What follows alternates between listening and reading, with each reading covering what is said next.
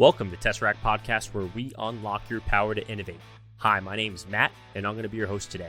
Tesseract's mission is to empower airmen, connect them to resources, and accelerate change across the Air Force logistics enterprise. Specifically, our team works as an innovation accelerator assigned to the Air Staff Logistics Directorate, where we partner with airmen to operationalize the new sustainment strategy. In this episode, we talked with Colonel James Hartle. Colonel Hartle is the Associate Director of Air Force Logistics, and in this episode, we talked about the basing and logistics enterprise strategy.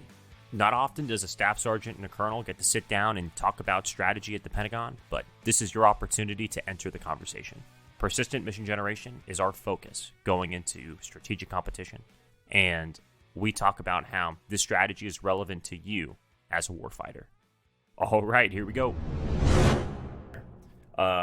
So before we get started, I'd like the audience to know a little bit more about you and your background, and it is unique, right? You're here on the staff. You're a full-time reservist, correct? Correct. Yep.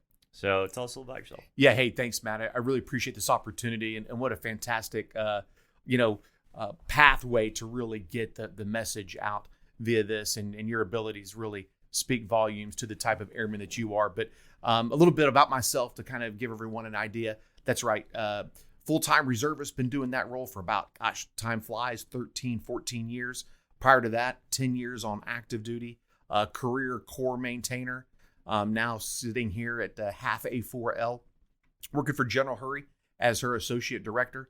And it's kind of interesting. I tell a joke. Well, I find it funny is that I've been a user and consumer of logistics for most of my career, and not much of a manager of logistics. Of course, with that aircraft maintenance background. But before coming here, I was on the Joint Staff J4, had a great opportunity to work with our joint partners, look at a lot of future concepts, future strategies, force development, and all those elements there with our joint partners.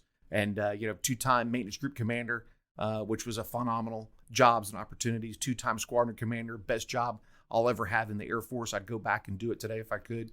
And then if I back it up even further, probably even better than that is being on the flight line as an AMU OIC and really just generating combat air power in both CAF, SOF, and MAF background as well. So I always kind of consider myself the jack of all trades, master of none when it comes to aircraft maintenance.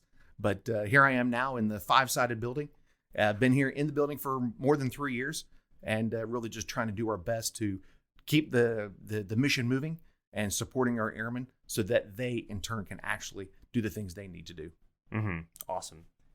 Let's talk a little bit about your last assignment too. I think that's important context for this conversation as well, because you weren't always the associate director. You were at the J4, and you had an opportunity to learn from the various branches of service. I find the joint staff fascinating. Like 2,000 individuals, right, work at the joint staff. Oh yeah. To really connect the dots from a joint warfighting combined arms perspective. What did you learn there that has helped you formulate your strategic approach here at A4L? Yeah, I think it kind of goes back, but I probably learned the most. And our previous chief of staff, General Goldfein, was really big on that joint warfighter, developing that joint warfighter. And there's certain ways that you can do that. We can go to that COCOM, get some of that joint experience. But the experience was a little bit different on the Joint Staff J4, because there we really got to see each of the elements of our partner services, or our sister services, as we like to say. And we really got to see through their lens how they look at logistics. And you would think that how we look at fuel, munitions, class 1 food and water, and looking at parts and whatever else may be, you think, it should all be relatively simple. Well, we've all got different ways to distribute, deliver, and deploy.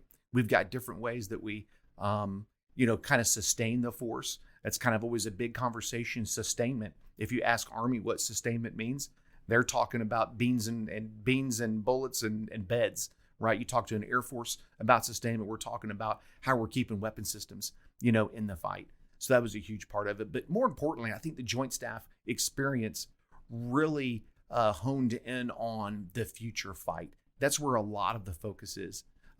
Force development, force deployment, and of course the force design.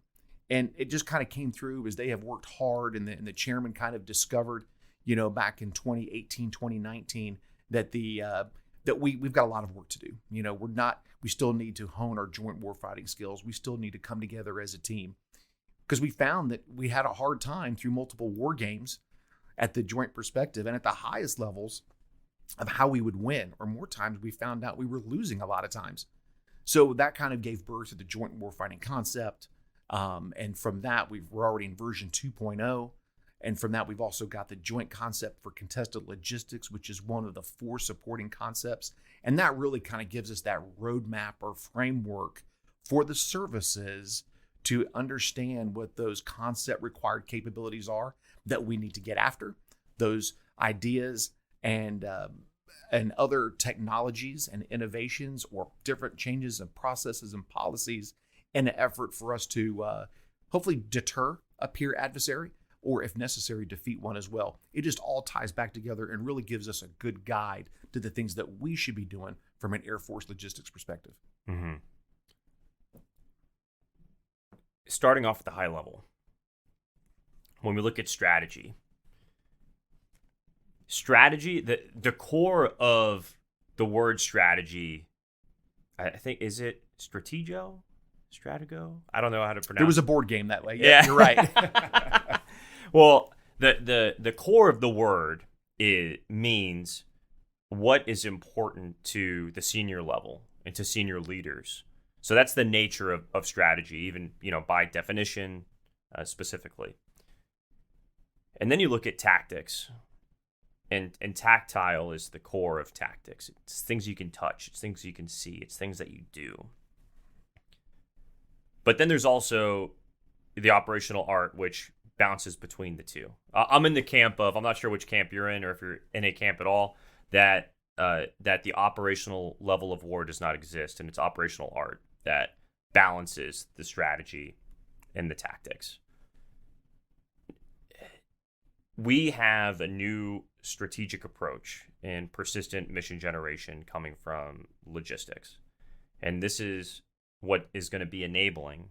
This is going to enable the operational art and our tacticians on the ground, whether that is a flight commander, whether it's a squadron commander, or a technician turning a wrench, or that's a troop shipping a MICAP.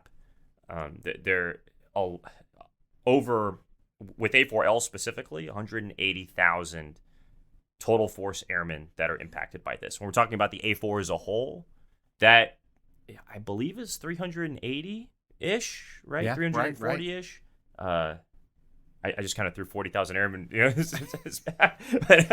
Someone will data check somewhere us, I'm there. sure. Yeah, someone please fact check me there. That are impacted by this strategy. And let's talk a little bit overarching why, or maybe not why, but how an airman's life is going to change, and even to get a little bit more granular here. And we were talking a little bit about this before we hit record. You and I have both lived in a world where these documents existed, these strategies existed. There's another staff, staff after staff after staff has created their version of what strategy is and what what document's going to drive them forward and what perspective is going to drive them forward. And people are also overwhelmed with, hey, there's accelerate, change, or lose. There's operational imperatives. There's ACE. There's all these concepts. But how does this tie everything together for our logistics airmen to make us the most lethal fighting force in the world? No, Matt. So you covered a lot there, and it's good that you did. And I'll kind of go back to the first element, operational art, operational design, strategy or strategery, as we like to say a lot of times. And ultimately, that's certainly important. But the bottom line to that last point that you talked about was, where do our airmen see themselves in this? Why does this document, the Basing and Logistics Enterprise Strategy, how do they see themselves in it? Why is it important to them? And I think that you can't go far in this discussion if we don't talk about peer adversaries. And that's really the bottom line to this. And we've heard the stories before that the old way of how the United States conducted war is we would go into a permissive environment. We would bring everything, build mountains of metal, equipment, supplies, people, lodging, in some cases, even bars if we needed to as well. And then once we were set up and we determined all of our targets, then we would initiate, kinetic strikes and take it to the enemy in a very permissive environment. Of course, we know that the landscape for that has significantly changed, especially if we look at our national defense strategy and really talking about that peer adversary and the pacing adversary being China, that we've got to think very differently. And we've really got to know and understand that as logisticians, whether you're, in the logistics readiness arena, whether you're an aircraft maintenance, an engineer, or a defender, or any other tangential career fields, that we've got to be at the forefront of the things that we're doing. We've got to be at the pointy end of the spear.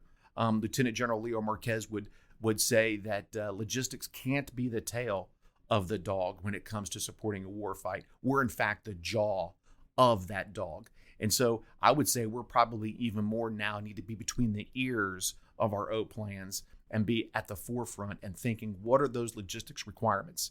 Many times we operational plan and do the good groundwork of, hey, how many sorties? Can we fly? What are those targets? What ISR capabilities are needed and so forth and so on. And then we provide that to the logistician, and then we figure out how we're going to meet that requirement. The game has changed. The peer adversary changes our calculus. So we've got to be at the forefront. And that really means logistics as a deterrent in many instances. The things that we do as airmen, as logisticians, as we maneuver within different AORs, as we pre-position equipment, as we participate in exercises, is all about a deterrence force that the enemy knows and they can see. Like I tell everybody, everyone's an intel collector if they own a smartphone. And I think there's a lot of smartphones across the globe. So as we work through that, we've got to continue to kind of have that presence. But that logistics as a strategic deterrent just isn't, we snap our fingers and become a deterrence force. We've got to have that strategy. How do we get there? And that's where that basing and logistics enterprise strategy that the half A4, released earlier this year, and that now we're at the forefront of executing and delivering persistent mission generation through the strategy and the 4 priorities really is the groundwork that really should place an airman, in a position that they know and understand that it's no longer just, hey, tell me what your requirement is, and I'll see if I can fulfill it. It is now, this is what our capabilities and capacities are with logistics. How can we ensure that we can maximize that to get the greatest operational effect on the enemy as possible? And that's kind of what the strategy and its 4 priorities kind of outline for us, and give us kind of a guiding light and a way to kind of bring to life that persistent mission generation. I'd like to go back and dig into peer adversaries a little bit more into the conversation, but I think a perfect segue here is to talk now about those 4 pillars specifically, about persistent mission generations. Just brought it up. What are those 4 pillars specifically? Yeah, absolutely. So I think you've got to kind of look at the 4 priorities that are in there. And if you can, always got to say one thing, and I find it funny, but maybe the listeners won't, but any document of strategy that comes from the Pentagon is something that if you can read the whole thing, number one, good on you. But if you're like most of us, you get to about page 3 or 4 and either you get really bored or you fall asleep. So we've really tried to kind of bring this strategy to life. And we've done a lot of advertising and branding, and especially with persistent mission generation. But to the point, those 4 priorities, as we look at priority 1, and they're really no particular order, but I think you kind of see why we've put them in this order.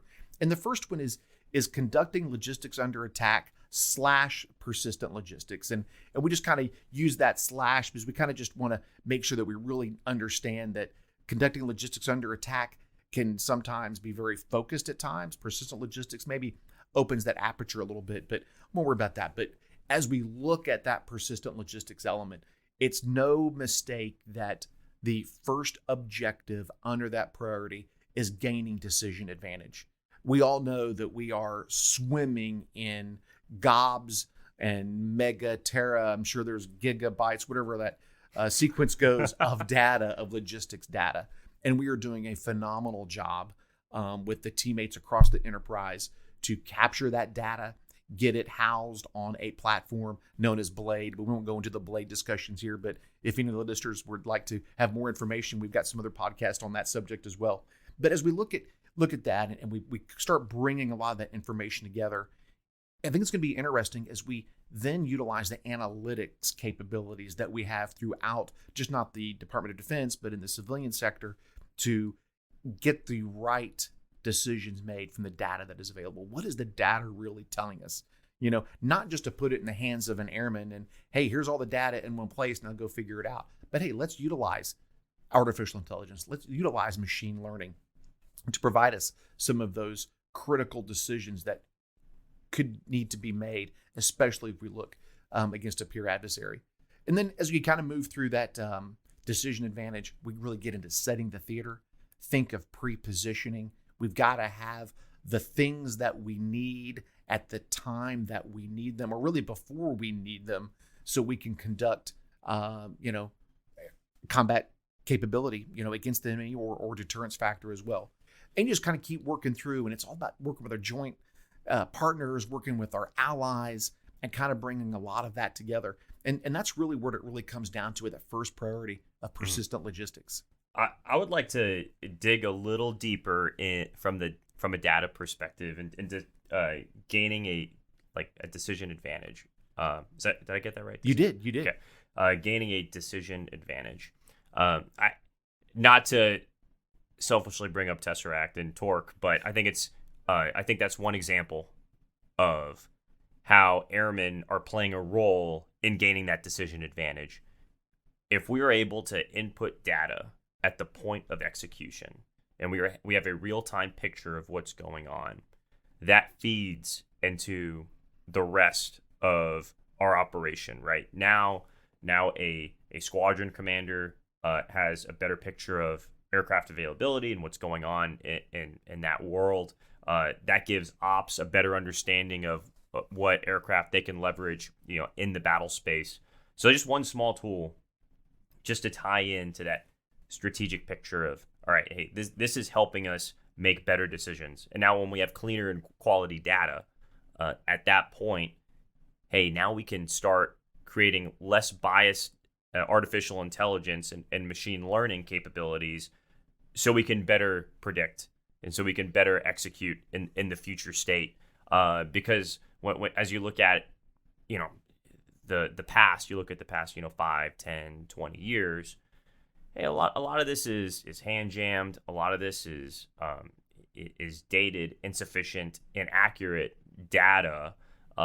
Where now we're at a position where we're giving airmen these tools to let us make higher quality strategic decisions, at the tactical level. So I just wanted to tie that in there for our listeners. Yeah, no, absolutely. And I'll kind of add a little bit to that, because I think we're doing a decent job getting the tools to our airmen. We need to do better. We need to move faster. I think we are, but it's never going to be good enough, fast enough. Yeah. So we'll continue to work that. But you kind of bring up a good point, that decision advantage, and it really comes down to the warfight. And as we go through our exercises, especially those ACE-like exercises, know that the fight is going to require us to be very dispersed, but we will have to come together, aggregate forces, execute, kinetic fires, and then disaggregate for survival. And that is where those decisions need to be made at a time and in the time continuum where we have the advantage, and we could do that aggregation and disaggregation to bring those desired effects. So that's exactly perfect, right? As we're out executing, as we're out doing those exercises, they're going to be unlike anything we've ever done before. Mm-hmm. It's our airmen have got to say, hey, I get this. I understand this. Now I know why I'm doing it. Mm-hmm. As many times we just might, hey, another exercise, put on chem gear and go, to some, great location for a few days, right? As we go forward. But no, really good. No, absolutely. And I also want to dive a little deeper into joint interoperability. Words are hard, right? Yeah, sure, absolutely. We get it. Yep. And allied as well. And then we'll move on to the next piece here. As airmen, or across the joint force, I find it interesting that a lot of times when we meet someone from another service at work, it's like, oh, you're the only Marine I know. Okay, you're the only sailor I know. You're the only Guardian I know, etc. Fill in the blank, soldier, whoever it may be. And we don't have necessarily those relationships, and that, more importantly, the understanding of mission sets. I've been lucky enough to have some joint perspective and understanding, particularly from a Marine Corps lens and appreciation for that mission set. But most people don't, right? What do you think is an optimal resource for our airmen right now to really gain an understanding from a joint and allied perspective? Because in the battle space, maybe this is outside the scope of this particular conversation, but when we're in the battle space, we're going to be working alongside these folks. That's right.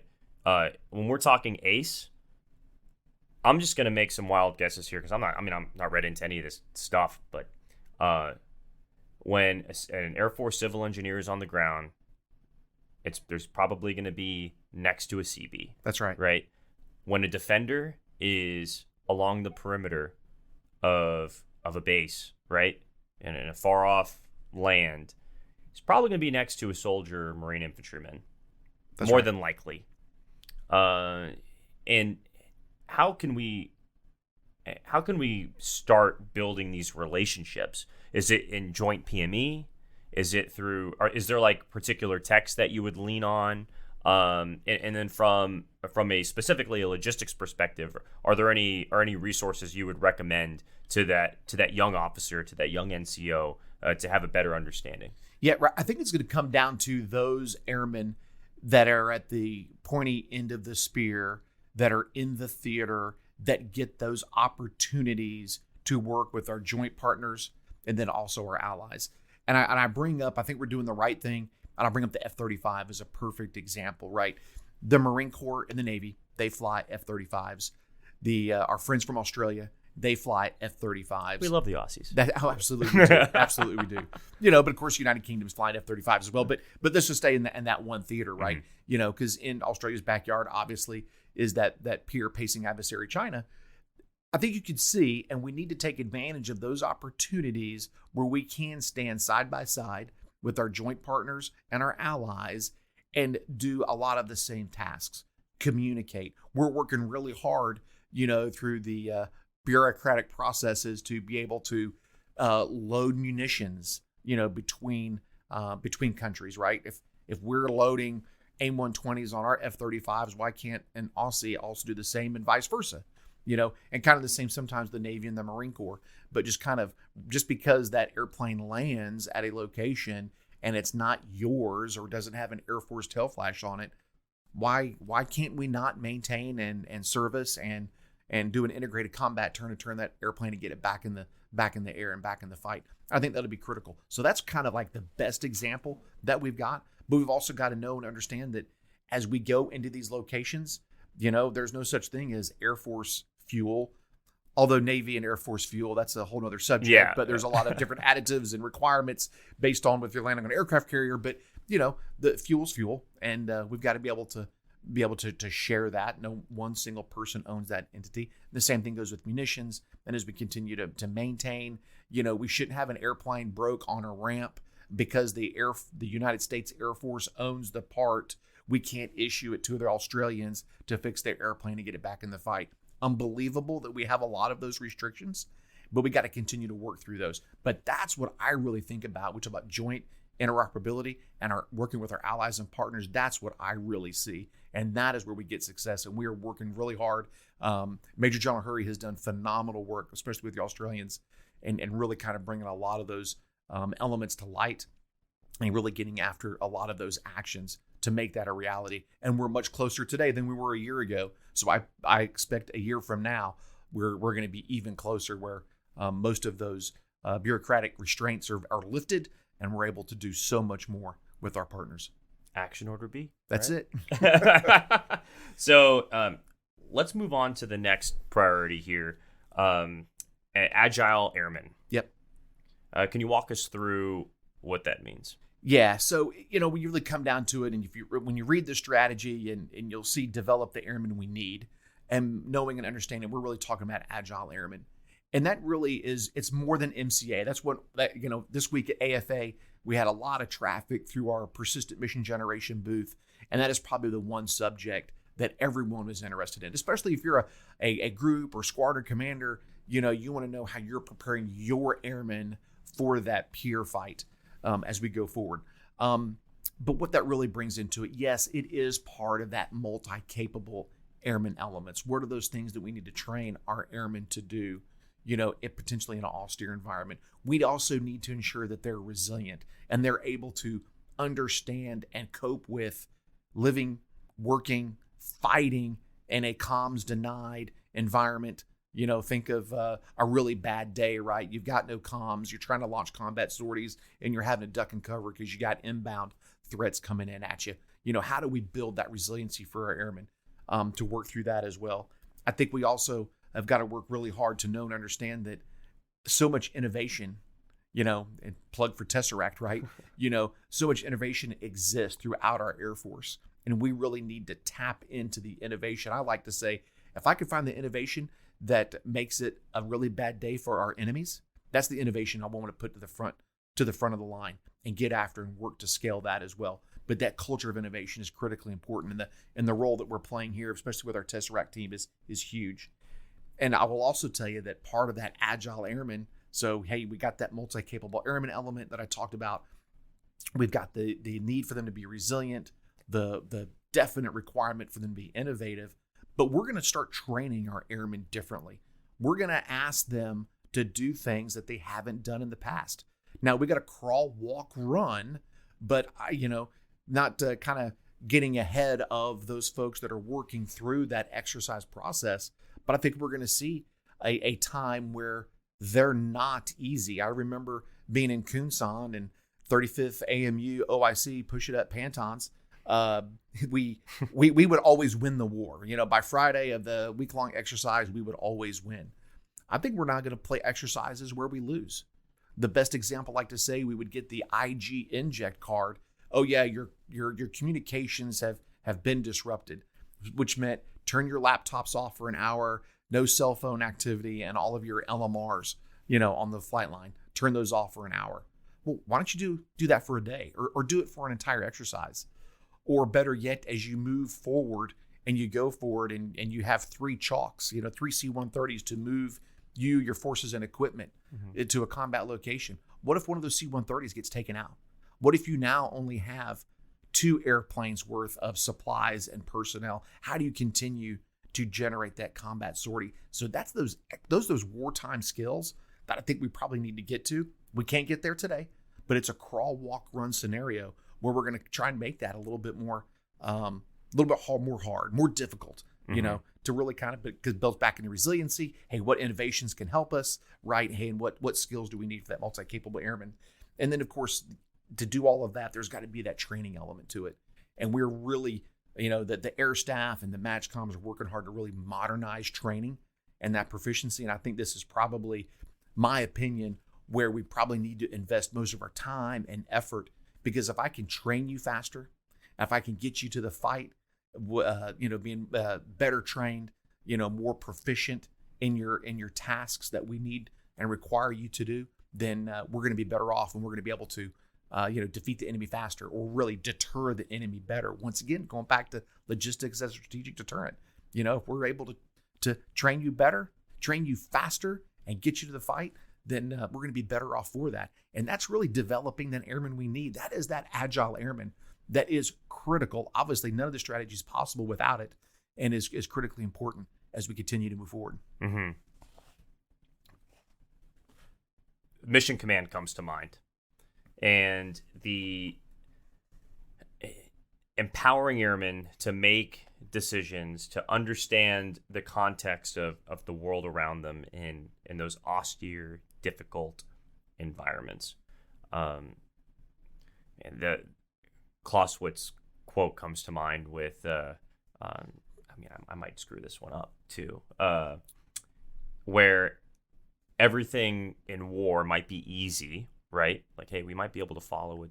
A TO might be 1, 2, 3, 4, 5, but everything, even if it's simple, will be difficult, right? Just because of the demands that are going to be placed on us. You mentioned the future battle space and those austere environments, and what comes to mind historically speaking is I'm not sure how familiar words again are hard. I need another cup of coffee.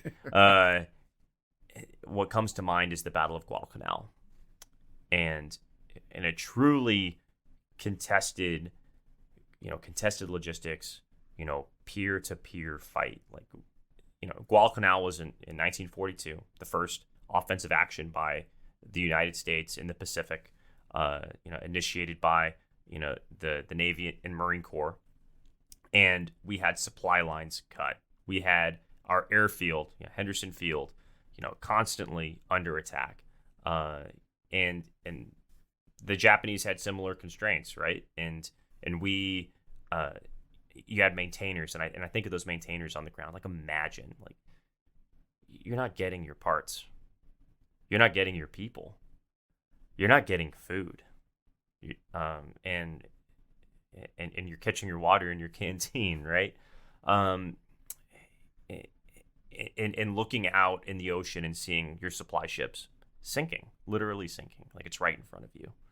How do we prepare our airmen for that, right? And then it's like, through all the things that you're and that was a rhetorical question, because we're talking about advancing training, making like hard, realistic perspectives as to what the future battle space, like what is it really going to look like for an airman in a logistics readiness squadron, a maintenance squadron, civil engineering, or force protection. It's going to be totally different than what we've experienced the last 2 decades. And even, the chief mentioned that as well, reiterating, we have a perspective of what warfighting looks like, and we lost that edge because our peer adversaries have matched or continued to match our way of war. And not to get too far down a rabbit hole, but I find it incredibly interesting that when you look at how long they've tried to match us, those routes, I'm not sure if you've read The Long Game, fantastic book. And he talks about in the Gulf War, that's really where China began to revolutionize their perspective and see like, oh, wow, this is the future conflict. And I would highly recommend to the listeners out there to pick up a text called Unrestricted Warfare, which is not necessarily Chinese doctrine, but it is a popular text for if you're looking at the critical vulnerabilities of the American way of war, and how, and now we got to put ourselves in a position of how do we prepare, not just from the strategic level, but the individual airman to be able to endure those things, the hardship, the true friction, and the fog of war. So this particular priority hits home for me just because of all those areas. So sorry for that little muse there. But. No, absolutely, Matt. I'll just add to that a little bit. There's a great podcast by War on the Rocks where they have interviewed General Berger, the Commandant of the Marine Corps. And the Marines are taking a very concerted effort to ensure that their platoon commanders and sergeants are empowered to make very difficult decisions in lieu of higher headquarters guidance, because they're kind of predicting a really bad day and what it's going to take to continue to fight or take the fight to the enemy. And I think we're doing the same way, maybe not as verbose as the Marine Corps is, as we look at, a lot of the work with our competency-based training, that we're moving to or have moved to, and a lot of the investments that we're making in our airmen, and the training and a lot of the works for their resiliency and so forth, right? So I think we're moving in the right direction. The Marine Corps is certainly moving in the right direction. Recommend. It's great. I think it's a 19-minute podcast by General Berger on War on the Rocks that probably we are imitating, not imitate. That's like a bad word. We're copying kind of what they're doing in many instances, trying to prepare our airmen for that really tough situation or that really bad day where they got to make some very difficult decisions without higher headquarters influence or guidance. Mm-hmm. Just go down this rabbit hole a little bit longer. All right. And what I find, you said we're comparing and contrasting the Air Force and Marine Corps in this sense. What the Marine Corps does a little differently is they subordinate their decision making to building that rifleman and empowering that rifleman. That's exactly right. In the Air Force, we naturally incline, and we're biased towards subordinating our decision making to aircraft. And that is an interesting dichotomy there of the technical nature of air power and then the human nature of war that, let's say, that the Marine Corps or the Army emphasizes. So I would encourage leaders out there to not lose sight of hey, you might have an MC rate. You're and another thing is when you look at what we do in peacetime and what we do in wartime as an air power entity, it looks strikingly similar on paper, right? So we can get lost in those details.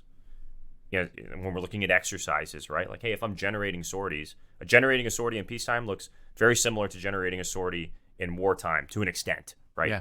Of course, real shots aren't being fired, but at home station as a maintainer or logistician, it might not, it might feel the same, right? Because we can imitate it. Whereas that's not the same with our brothers and sisters in frontline combat arms, right? It looks totally different.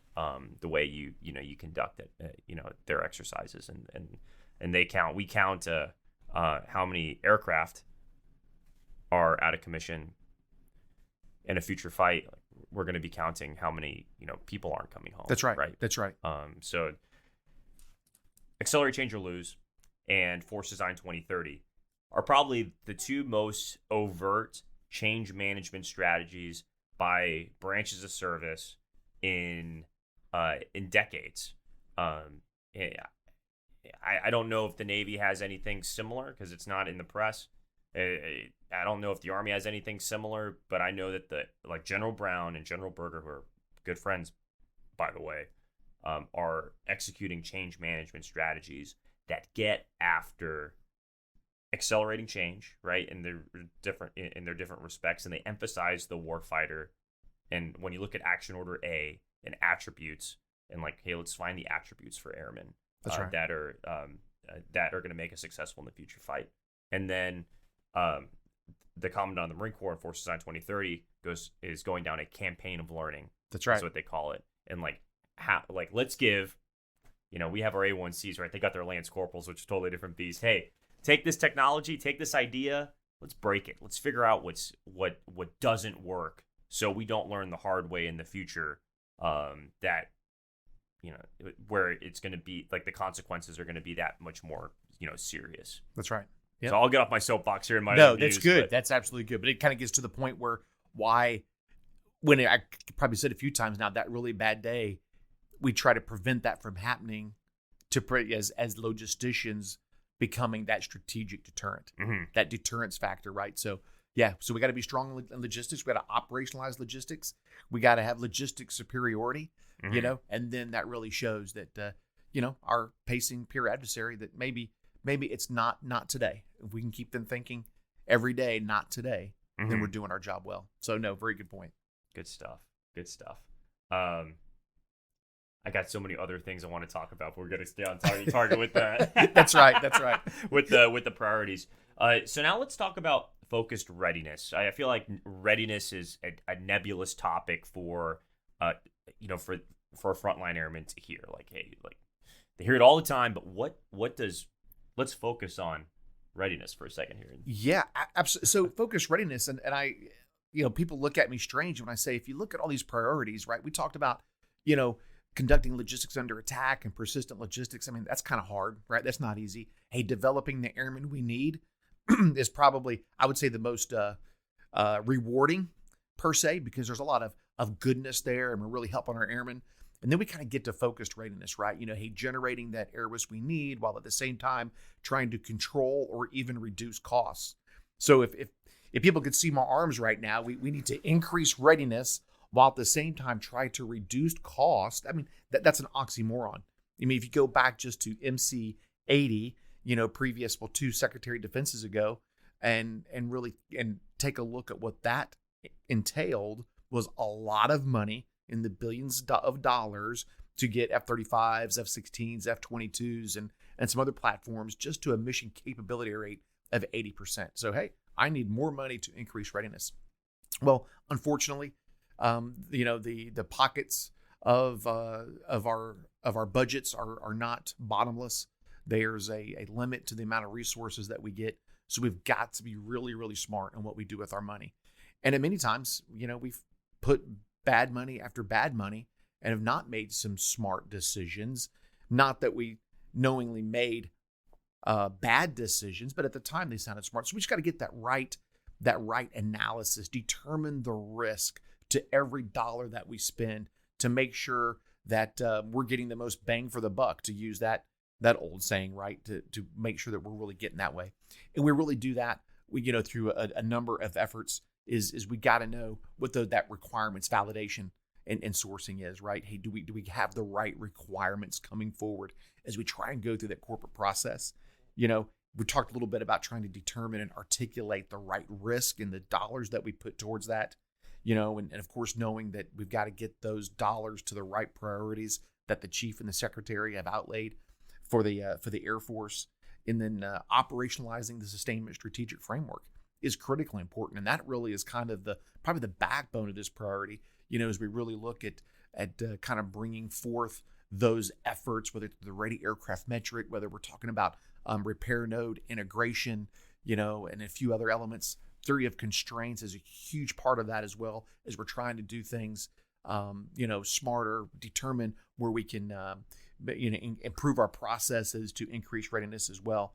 And then, of course, it also gets into infrastructure investment strategies as well. Our engineers know that, we just can't start laying bricks and building buildings all over. The budget just doesn't allow it.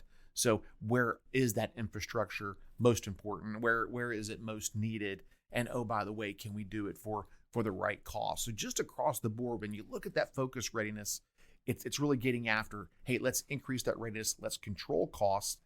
And in addition to that, I think it's important to know that not all airmen and units need to be 100% ready 100% of the time. And that could spin off into an AFRIGEN model discussion, but let's not go there in the interest of time, right? Yeah. but we know that we've got, the different bins in the AFRIGEN model, and it allows us, when we come out of the ready and commit phases, right, that we can actually, kind of recuperate not only our weapon systems, but also our airmen, and then any facilities potentially used, and resupplies and everything else. Mm-hmm. So that kind of just lends to that as well. So I think it's a unique priority. It's a very difficult priority because we're talking about money. All the priorities talk about money, but this is where we're really talking about the investment of those dollars to really support all the other elements of this strategy and really the priorities of the Air Force. Mm-hmm. Have you read General Brown and General Berger's joint paper, Redefining Readiness? Yes. Phenomenal perspective, right? I've mentioned this on multiple podcasts at this point, but I think it's just so poignant how it keeps on circling back in my mind, because when you look, they mentioned MC-80 specifically and said, hey, if MC-80 truly worked, then why have we not effectively deterred our enemy, right? Why has this not changed the strategic picture? So it's, readiness isn't always, to your point, when you're talking about, okay, increasing, readiness, reducing cost, and then and if we're talking about specific readiness levels, like, it's not always tied to that. There's so many different avenues that we can take, here to emphasize what readiness truly means, right? And then I like to tie it back to, all right, our frontline airmen. What can we do individually to as what can you do? The intangibles of readiness, right? Because airmen aren't tied to that MC rate.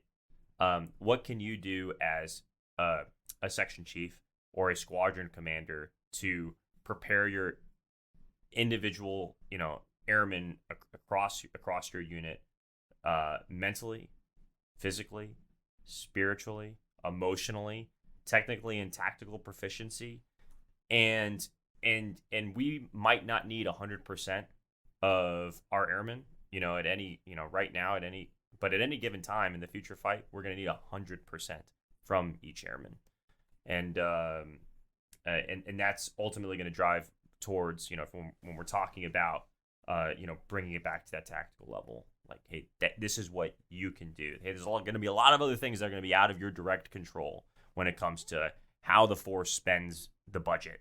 That's right. And all these other factors. But what can we do to continue to be a force multiplier? Because it's no real secret that the free, open-minded American citizen is enough of a threat to an authoritarian regime, right? Right. And we got tens of thousands of those, in the force today, that continue to add towards that deterrence. Just geopolitically, speaking, right? It's amazing. It's amazing how scared you look at it right now, in Russia, with all of these protests going on. Not wanting to, to avoid the draft. I mean, it's a huge deal. Authoritarians are scared of free thinking individuals, and that continues to add towards that readiness. And maybe it gets a little outside the scope of all these specifics, but I think it's a key component. No, I think that's a good point, Matt. And I think you really kind of bring it back to, once again, well, if I'm an airman at a unit, what can I really do, to increase the readiness of my unit? Because readiness is sometimes very hard to measure. Very many key performance indicators kind of lend to that. We don't have a readiness, measurement that says, yeah, we're good to go across the board. But you got a lot of different measurements that kind of bring them all together. You can get a good idea of how ready your unit is.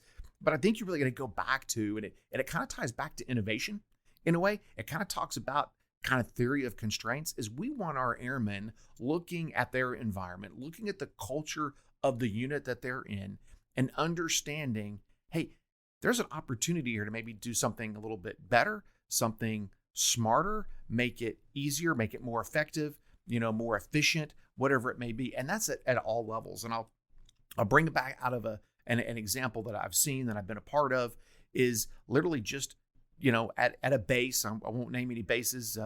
Some people may question the story because it was so long ago, but they can also rectify it to 100% accuracy. But we were on a base, 2 different types of weapon systems. Their hangar was in the middle of our flight line, where they parked their, our airplanes, and our hangar was down in the middle of all of their airplanes and flight line and their support sections. So literally we had, airmen driving back and forth, and all of this wasted time. We're like, why don't we just swap hangars? And with the minor investment, we were able to modify the hangars to meet those different MDSs. And all of a sudden, those 2 units became so much more efficient. Another fighter flight line, we just restriped the flight line, and we were able to get more fighters in a smaller space, and we weren't so spread out. And so that way, aircraft, 5044 was, at the furthest spot. Now it was 150 yards closer just from restriping the flight line, and just even ideas like that, tool check-in, check-out procedures, hey, how we order parts, and then now bringing in technologies. It's those types of things, those innovations that we see today, especially those that really impact those processes. That all increases readiness. And for the most part, there's not a lot of cost associated with it. And that's where everyone probably just needs to know and understand, and I'm sure they do, but just empower and develop that culture that allows our airmen to bring their ideas forward. And that could be just something as simple as, what if we restripe this, or we redirected the traffic flow in the flight line, or whatever it may be. And because there's a lot of great ideas out there, and we'll never have enough resources. We'll never have enough time, Mm-hmm. So trying to find those areas of efficiency are huge, and impacts. And that small little piece at one base, you start adding them up across the enterprise, and we'll see tremendous impacts. And there's no perfect unit out there. There's always rooms for improvement.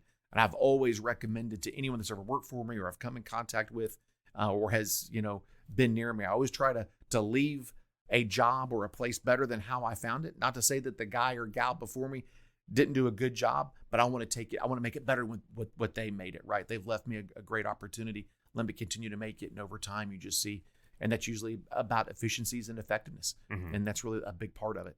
But that's, I think, where we really have our airmen kind of seeing ourselves to work and think in that mindset to make us more efficient and effective. I love it. Now let's get to the last priority here, adaptive basing. This is a big topic. It is absolutely right, and we can go on and on about this. I'm sure I'm gonna have a zillion follow questions or perspectives. And we want all the follow up questions. Yes. Right. So talk to us about adaptive basing. Yeah. So of course, it would be great if we had got an engineer in here or a defender as well. But I think what we really talk about is we know, as we look at the ACE scheme of maneuver, we know that we're going to go to locations across the globe in small packages, and we're not going to have, or may not have, I won't be so absolute as say we're not going to have, but we may not have a lot of that infrastructure that is really required, such as hard billets, golf courses. No, I'm kidding on that part of it. But, hard billets, runway thing, things on the runway, potential lighting, may not have stripes on the parking ramp, may not have vehicles to maneuver across a flight line, limited fuel, you name a lot of different constraints that we might have. But that's just part of it, is we're not wanting through the ACE scheme of maneuver to operate for long periods of time. But one thing that we have to have, especially when we get closer to that pacing adversary, let's talk about China, they've got an arsenal. They've got range with that arsenal. We certainly don't want to put, multi-million-dollar weapon systems on the ground and in range. And we certainly don't want to put airmen within that range unless there is a significant defensive posture and ability to protect our airmen and our weapon systems. So that's hard, right? That's a hard problem. We need some new technologies there. Our defenders are working really hard, to bring in some very tactical type defensive systems. We're working with our joint partners to ensure, as we plan, maneuver, and move, that the systems that they have and own, that they're investing in, hey, don't forget about the Air Force and locations we could potentially be about. But then let's just say, we do, take an attack, right? Then we've got to be able to recover and ensure that we can repair the base and get it back to an operational status as quickly as possible. And that comes into rapid runway repair. That comes into the ability to find, UXOs quicker and faster, when there's so many technologies out there that help us do that. So you got to have those elements in place as well, as we try to execute this fight. And then as you look across the board, the control system aspect of it too is everything that we do and use is probably on some sort of managed by a computer or on some sort of cloud or, some sort of computer system. We've also got to be able to control that, understand intrusions, understand attacks, and that comes into it as well. So we got to be able to defend our bases. If they do get attacked, we got to be able to recover. And, as we use dispersal, elements as well, make sure that is effective so that we're protecting our airmen, protecting our weapon systems, and be able to recover from attack as well. So that's that resilient, adaptive basing elements that we really talk about and really try hard to get after. And that goes back to a lot of the money trail and what are those investments that we're making so we can, in fact, execute the ACE scheme and maneuver. Mm-hmm. We look at adaptive basing and we look at innovation. I think it's interesting, not to go be a nerd about World War II again, but like those air-rated runways, like those metal sheets. Yep. It was invented by a sergeant.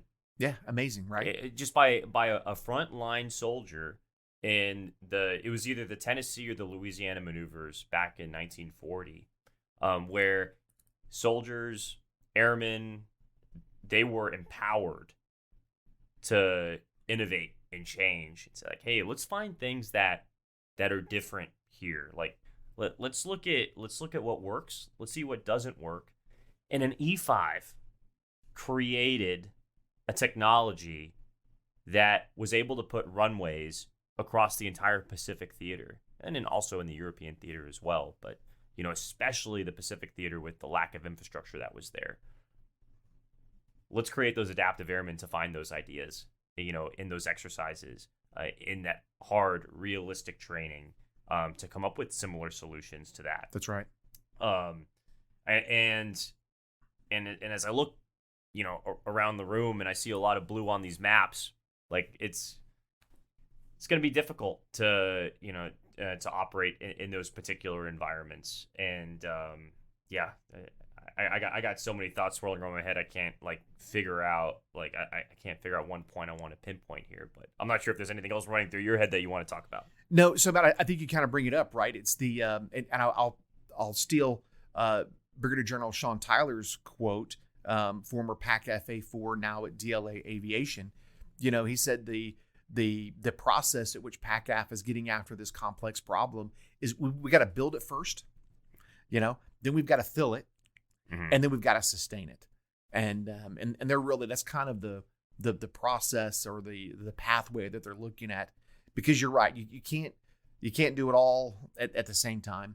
There's got to be a methodical way that we get after it, but also knowing, for those that hopefully get the chance to go to Evolve and read the strategy, you kind of got to see the discussion that we've had, how it really all ties together.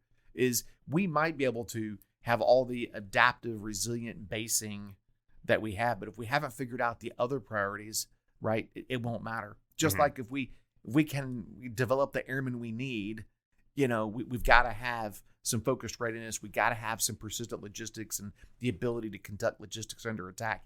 It is all intertwined. It is all connected.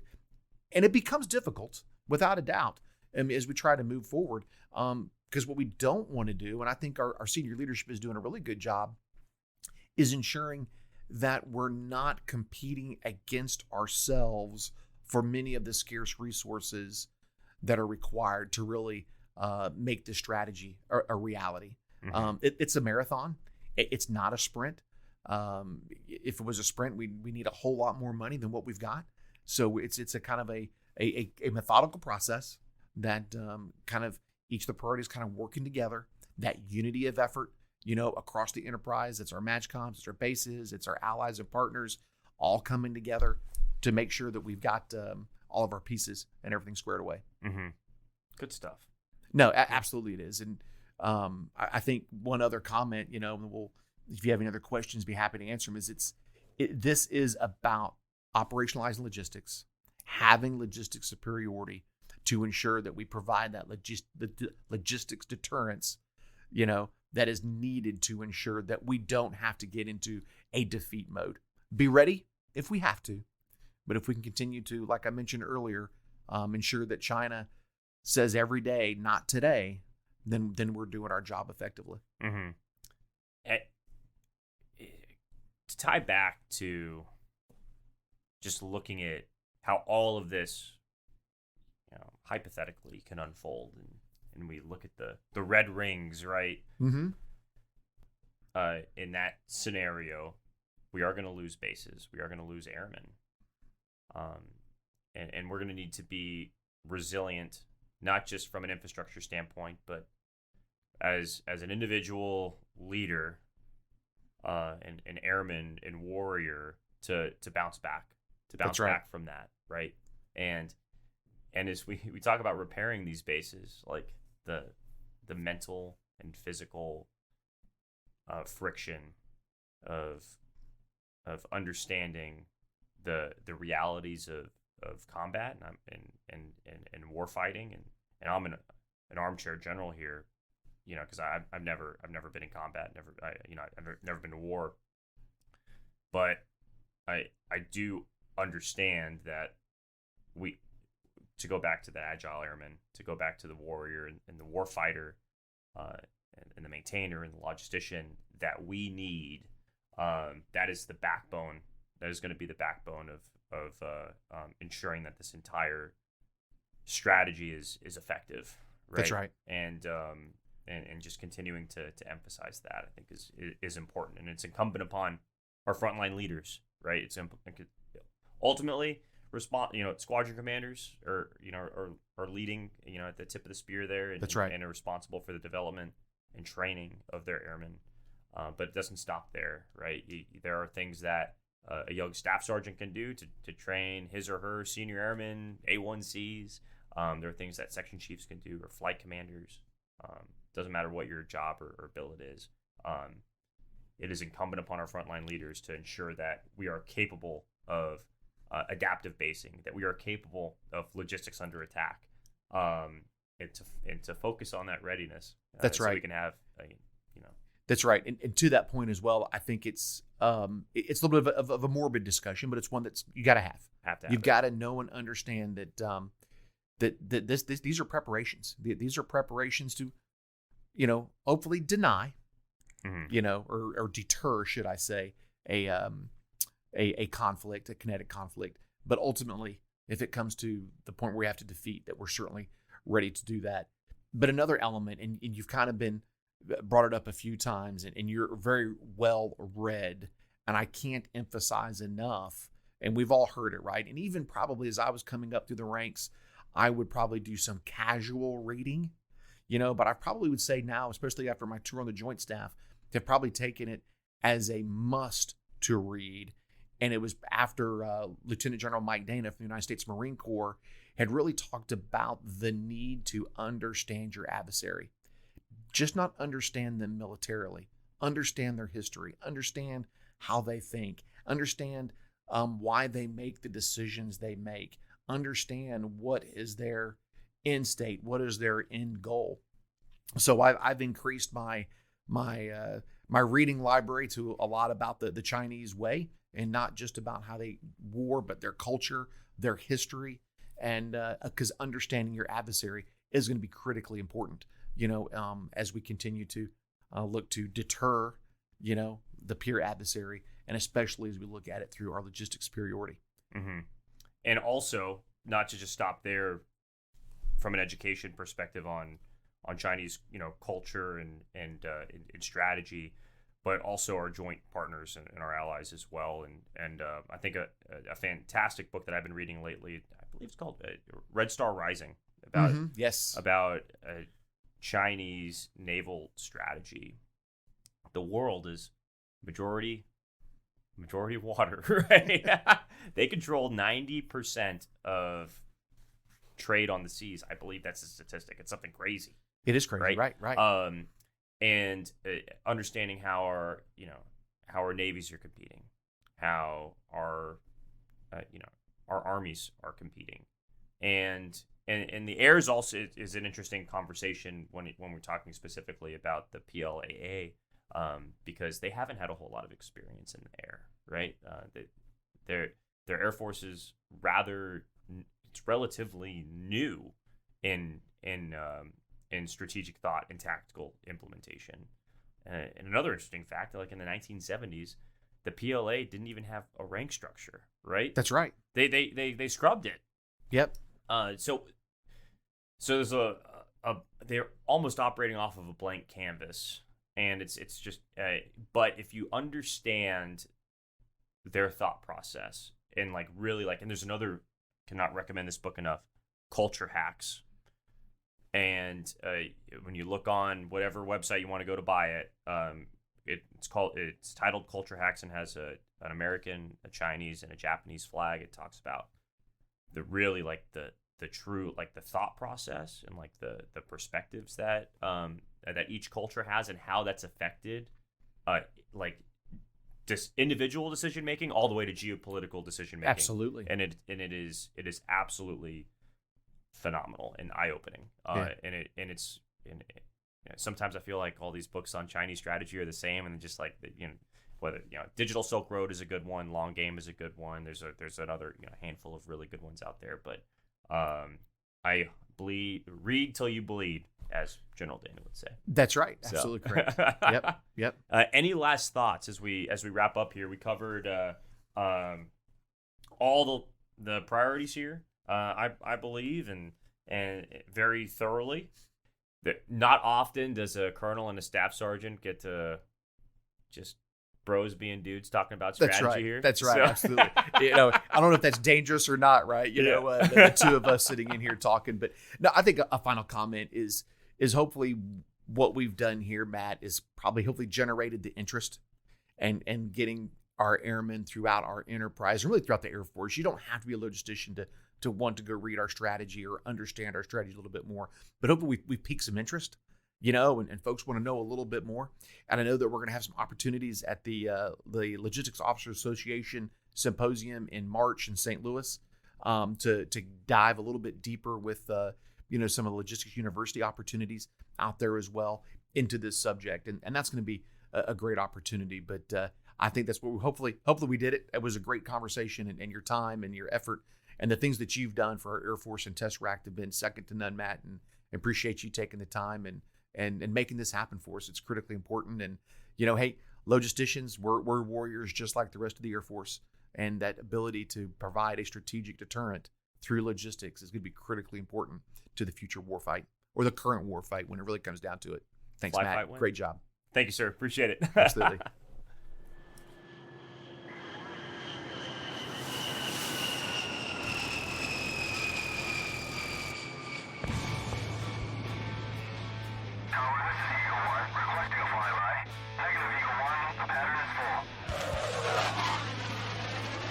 Thank you again for listening to Tesseract Podcast. Make sure you follow us on Twitter, Facebook, Instagram, and connect with us on LinkedIn.